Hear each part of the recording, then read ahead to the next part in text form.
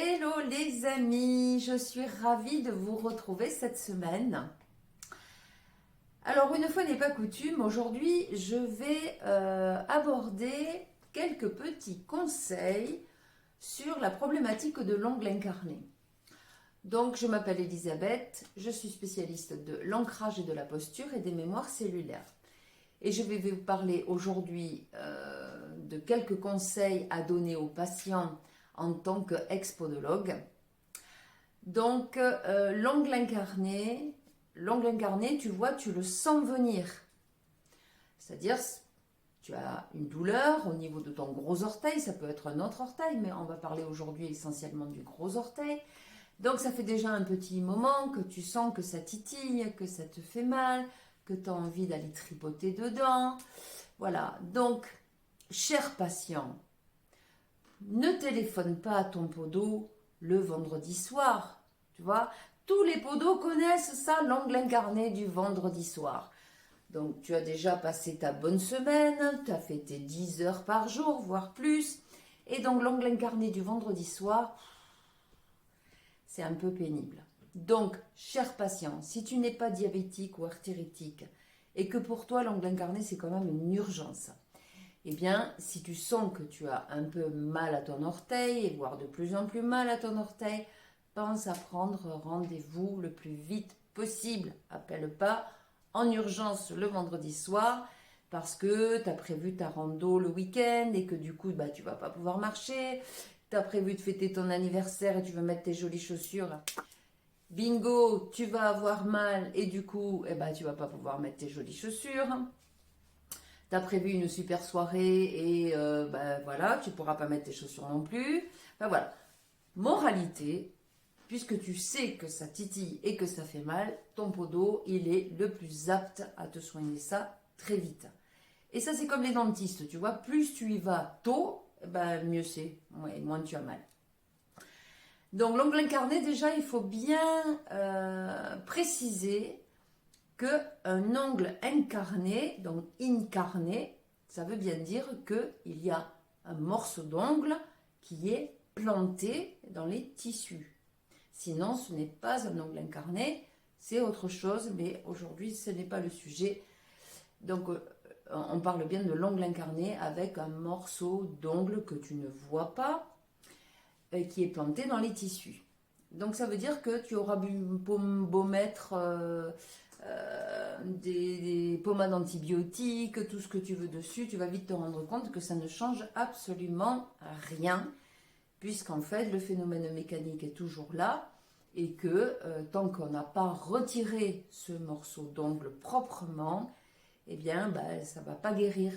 Et voire même, ça ne va pas guérir du tout, puisque tu peux même avoir ce qu'on appelle un botryomycome, c'est-à-dire un espèce de bourgeon charnu sur le côté de l'ongle là qui commence à pousser.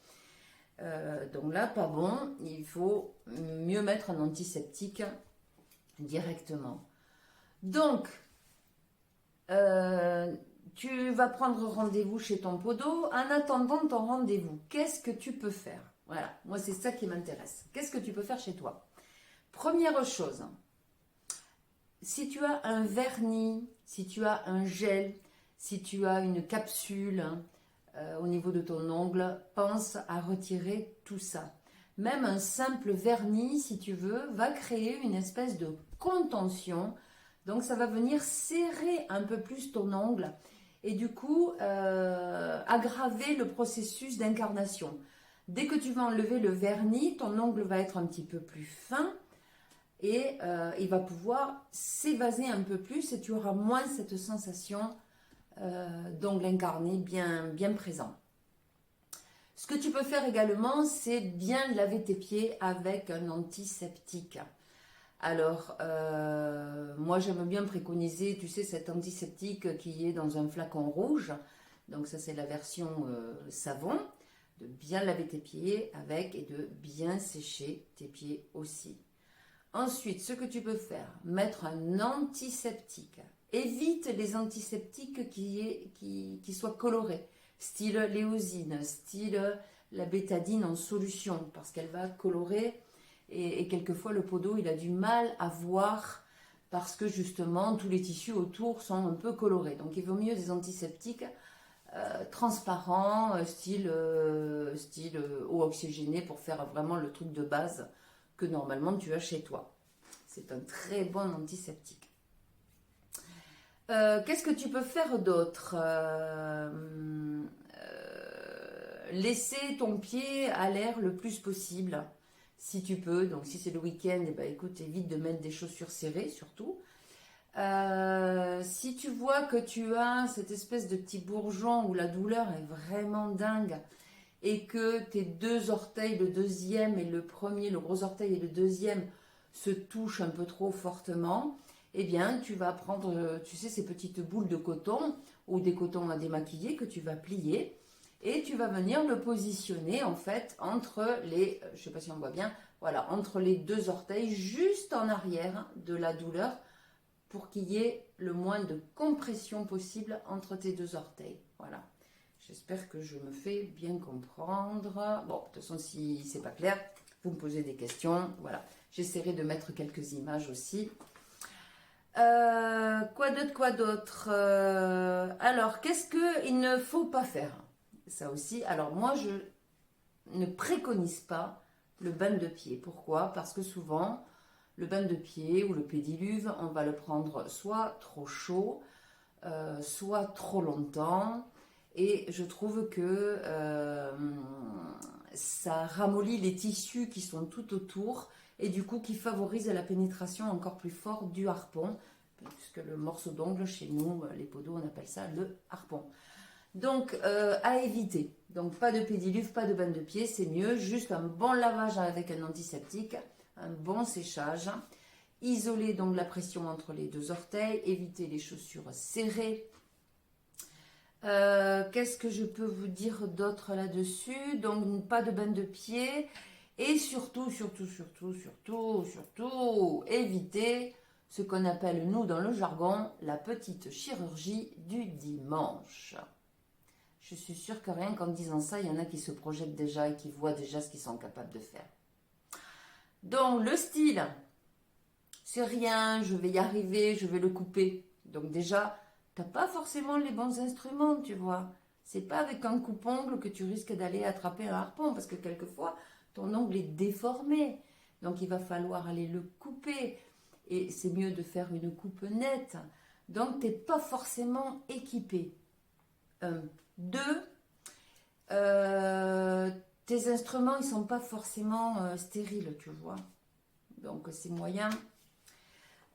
Qu'est-ce qu'il y a d'autre encore? Généralement, tu vas couper trop loin, tu vas couper trop profond. Donc, tu vas avoir un petit soulagement immédiat de quelques jours, mais tu vas vite te rendre compte que c'est marrant, dans quelques jours, ça recommence. Et puis, ça recommence en pire. Donc, qu'est-ce que tu vas faire? Hop, tu vas recommencer ta petite chirurgie du dimanche. Donc, tu vas couper encore plus loin. Et on rentre dans une espèce de cercle vicieux où là, on installe merveilleusement bien la pathologie. L'ongle incarné est bien en formation et on ne s'en sort pas. Pourquoi? Parce que tu as tellement coupé que du coup, chaque fois que ça repousse un petit peu, hop, on recommence et on recoupe et ça recommence et on recoupe. Enfin bon, tu as compris le coup, hein, je te fais pas de dessin. Donc voilà, évite tout ça parce que qu'est-ce que va te faire le podo? Il va te couper ça proprement, il va enlever le harpon tout de suite. Du coup, ça va cicatriser très très vite. Même sans antiseptique, ton corps va faire merveilleusement bien les choses, il va pouvoir cicatriser. Et la coupe va être nette, puis il va guider ta repousse, il va surveiller que tout repousse bien. Il va te poser une petite mèche ou pas, donc voilà. Et l'affaire est réglée. Tu vois, c'est plus simple. Voilà, donc en ce qu'il faut faire en attendant ton rendez-vous ou ce qu'il ne faut pas faire. Voilà, je te fais de gros bisous. J'espère que ça t'a apporté des éclairages. Si tu as besoin de plus d'éclairage, eh bien tu peux poser des questions dans les commentaires. De gros bisous. N'hésitez pas à poser vos questions. J'y répondrai avec grand plaisir. Si vous voulez d'autres vidéos sur le sujet, pied ou autre, si vous avez des questions particulières, n'hésitez pas à poser vos questions dans les commentaires. Je vous fais de gros bisous et je vous dis à dimanche prochain. Bye. Bella ciao les humains.